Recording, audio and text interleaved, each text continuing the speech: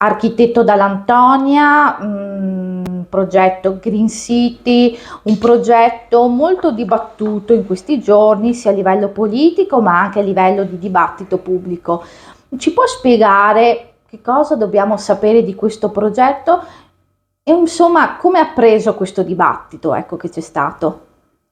Bene, il progetto intanto nasce da uno studio più lontano nel tempo e quindi nasce da lo sviluppo della possibilità del piano casa che è stato fatto nel 2009 e è stato prolungato fino al 2019.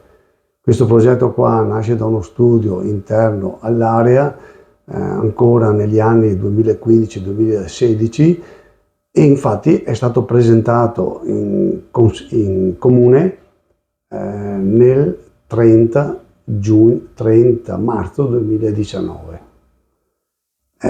Questo progetto quindi non è un progetto che nasce adesso, che lo sviluppiamo adesso, è stato solo approvato in questo ultimo Consiglio Comunale e è un progetto fatto su misura ad hoc per l'Arco Conegliano del futuro.